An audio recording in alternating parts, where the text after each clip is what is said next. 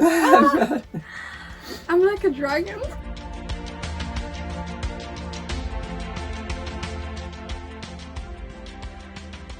Hello everyone, from Soapbox, this is Behind the Music, a show about those making music with spicy questions and even spicier food. Today I'm joined by Aida, a 23-year-old pianist from Morocco. She has directed operas and won her first international piano competition at the age of 8. Aida, it's great to have you on. Thank you. So how are you with hot food? I'm famously not good with hot food, so I think a lot of people will be very interested to see how I cope with this. Good. Well, we have 10 hot sauces, 10 questions, and I just want to show that, someone that's as talented as you have a daily life that's just like the rest of us. I do have a daily life. I think it's pretty hard to find someone who doesn't have a daily life.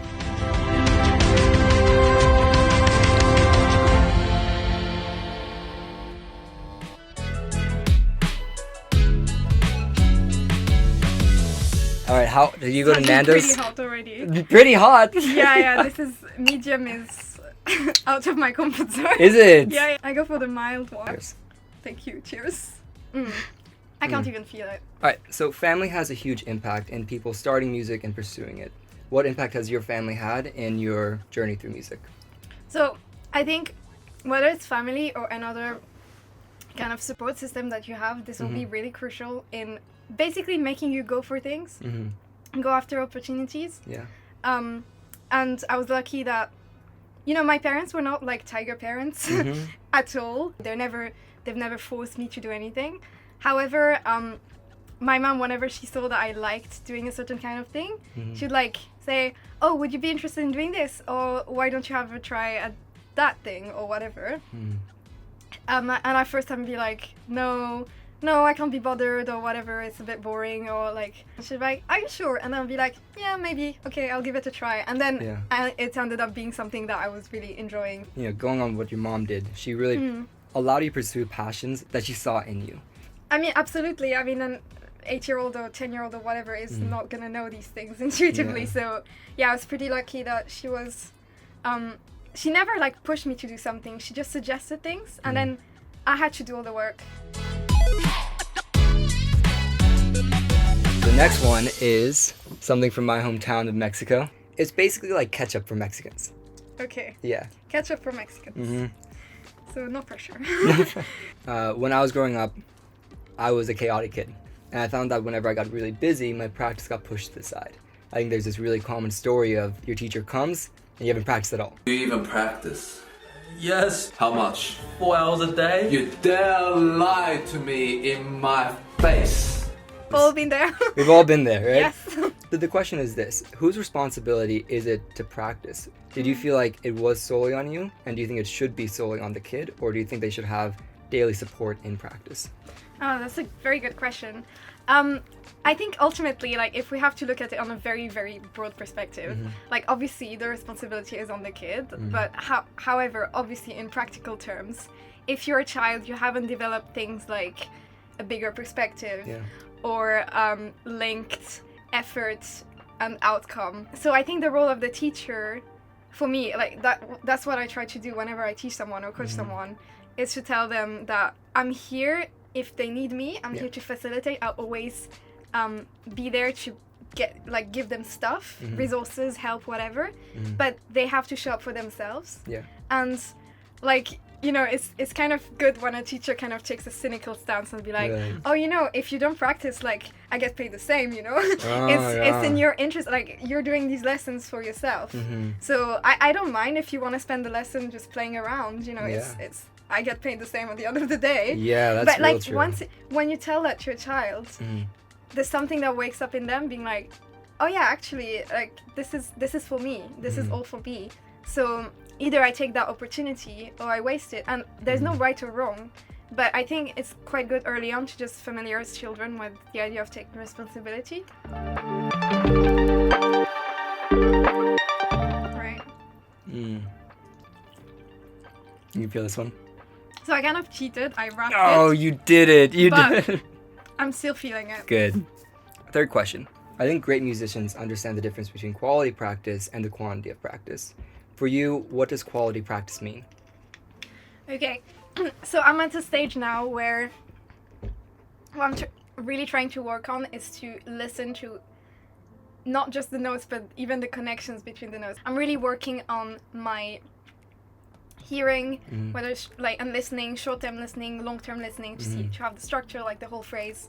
That will often make the difference whether something feels like really fragmented and kind of boring, or whether you can really like just keep someone's attention for a long time. Yeah. If practice just feels easy and like I'm not in the zone, I'm not in the flow, then I know I'm not doing a really good quality practice. Do you have like habits that you do to get into the zone? I think first of all, you have to be realistic about the amount of quality practice you can do. As a pianist, we're trying to like play all day. For good quality practice, you have to be realistic with yourself. You can't do too much per day, and you probably can't do long sessions either. So what are the intervals then? I would say for me, like I can do an hour of really concentrated practice, and then That's long. That's long. yeah, but then I get really into it. Like maybe you get the yeah. flow as well when you're really into it, and then you just really love the passage you're working on, and you just discover things. Like when you keep discovering things, that just fuels you to like work more. Practice takes a lot of patience. Yeah. But a lot of people don't really understand that. So I remember hearing an interview where you said you practice about 3 to 6 hours a day, and that is really on only about 40 seconds. How much do you practice in a day, and how much does that get you? Okay, so that really depends on the bar I'm trying to learn, right? Yeah. Because some bars or some passages of music Like will be a harder. challenge for you. Give me like you have a piece of section that's shit. This is gonna be Oh, hard. I've definitely like spent hours on just one bar. Just one bar. Oh yeah. Either because you have a leap or something, you just have to spend hours on it, or just memorizing it. Because sometimes it's just like illogical and you can't really make sense of it, and it's just you can't find a nice pattern that will bring you remember. You just have to like it's just memory, and that takes just insane amount of time. And actually, a kind of a deviation on this question. Yeah. When you're a beginner, when you're kind of like intermediate, and all the way up until now, like if you were to graph your practice, has it exponentially increased? Like no, actually, it's really interesting. So I'd say that like from the age of when I started, which is around 5 to let's say like 10, 11, I was practicing when I felt like it, and then around like 10, 11, I changed teacher, and I also changed my mindset from from just casual piano playing to like more professional, and that requires just like it was just a change of gear. So if I'm to graph your practice, you started off doing like just like whatever, like kind of linear, and then there was just like a high like bump, and then it stayed there. And then it stayed there for a bit, and then maybe like dipped, and then afterwards it's kind of it's in phases, you know. Resonated. It's yeah, it's like whatever shape wave this is called. Just because like sometimes you'll just have like really intensive practice moments where for 3 months you're like super on it, and then you'll have like 6 months where you just like do the bare minimum to get by. And the thing is, I guess the nice thing about constructing something over the course of a lifetime is that you can afford to have these fluctuations because you're always doing something, and you always have the baggage of what like all the work you've done for all these years.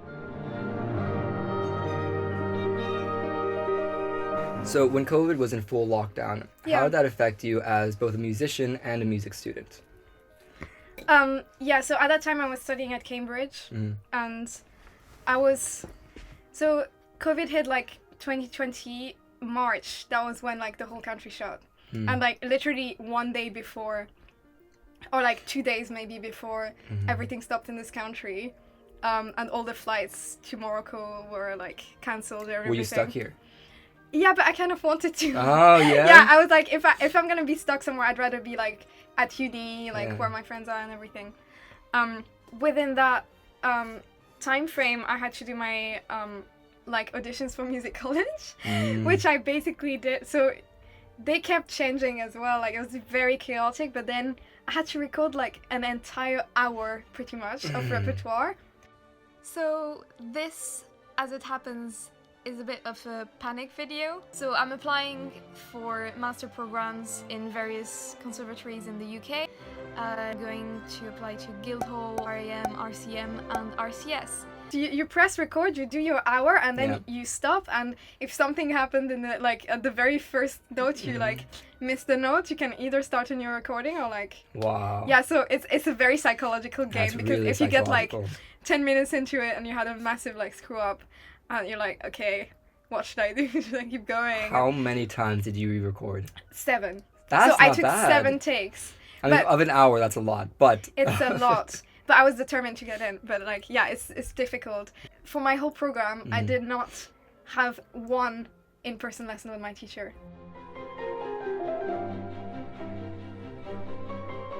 So on that idea of COVID, one of the biggest things virtual instruction is that it made anyone in education integrate technology. For music, I know that was a big shift. So coming into this next decade, how do you see music evolving with technology? The way I see it evolving, in my opinion, is like, you see how K-pop now has become like such a huge thing because they combine really successfully like singing, dancing. Click, clap, bada bing, there's a whole aesthetic to it, and it's really, really well done because all the elements come together in a not just a random like, oh, I guess we're doing a music video way. Like they're really, it's part of the arts and the message. I see that, funny enough, happening in classical music more and more. So walk me through, how would that happen? So I think the future of classical music is multimedia. You know, why not just like creating something, like reinterpreting something, taking a piece of classical music and like doing a trailer on it, like as in like a cinematic trailer, and like giving it a story, and like collaborating with like other artists, like dancers, whatever. Like this is actually like something that is emerging a lot in classical music. You see more inter-arts collaborations, and we couldn't possibly do that without technology, right? I was actually talking to the head of Suzuki about a month ago, and their whole thing is that they want to promote more conversations with people in different instruments, different art forms. Having different people come together makes something better than if you did it alone. There's just endless possibilities artistically with recombining stuff that hadn't been put together before, for example. And I personally find that really interesting. Like, I really want to record, like, to make a sort of cinematic trailer for one of the recitals that I've done recently. Imagine 10 seconds, that trailer. What would people see? I don't know, some waves or something, and you don't really understand what's happening, but then you hear the music, and then because the music moves organically, maybe have like crossfades and stuff into like the different bits of the recital.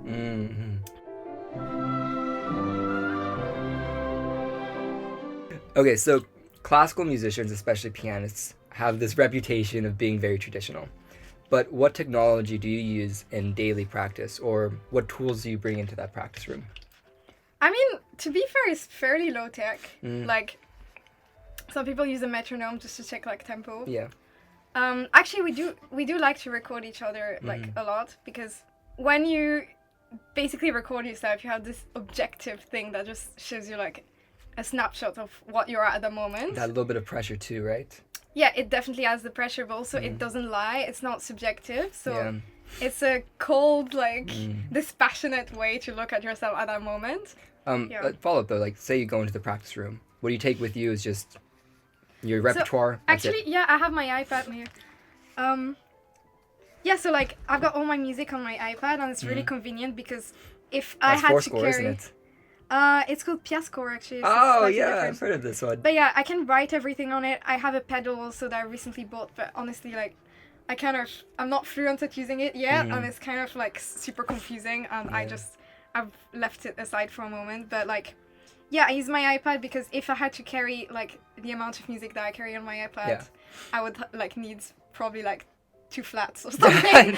It's a lot. And as a pianist, like, you just have more notes because you have right hand and left hand, so over the course of a book, like, it gets really heavy. And as you see, I'm quite a small person, so I don't want to carry like 15 kilos of Beethoven sonatas. Oh, you know, like.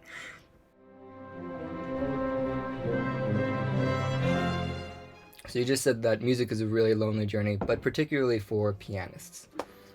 So one, I assume that you find that to be true. Okay. But like, do you find that to be true? Yeah, I think like just the process of figuring out, first of all, what you want to do with your life, like, that applies to all of us, right? But like, even more if you're an artist, I think, because there's no oh my god, I'm so sorry. Let me top you There's off. no formula, right? Like you have to basically create like who you want to be. Yeah.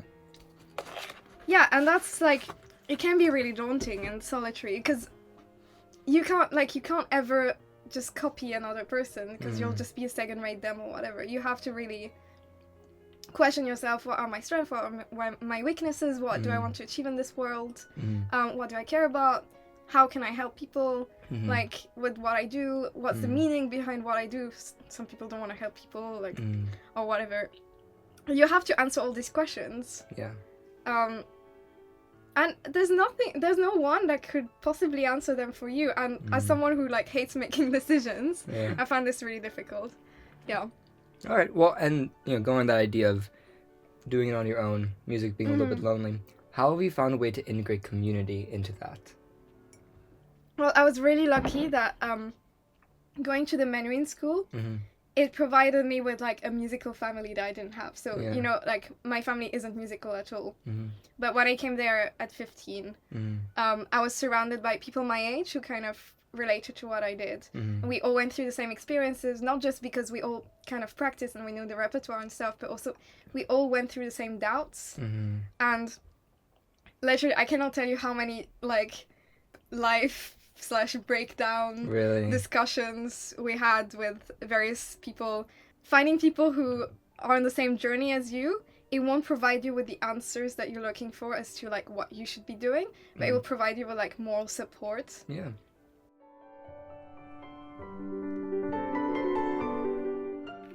Last one, yeah?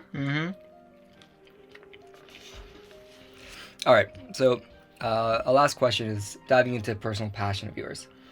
I know that you're big into environmental conservation, and I just wanted to ask you a very open-ended question of what music processes need to be reformed from an environmental perspective. One of the things that I do firmly believe in is not in telling people what to do, but I do believe that it's so important and actually crucial and like will actually save us to be aware of the whole system, how it works, and our impact, and the solutions lies in more unity, more dialogue, and more understanding, and not more division, more alienation.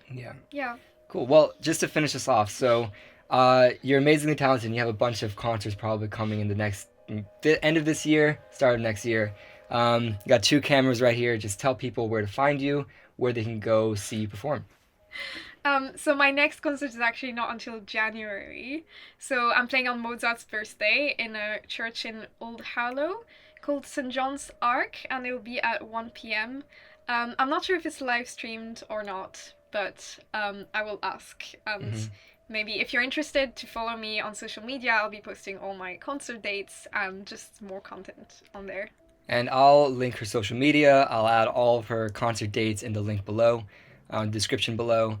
And it's been wonderful to have you on. You're a champ. You made it through. And thank you so much. Thank you.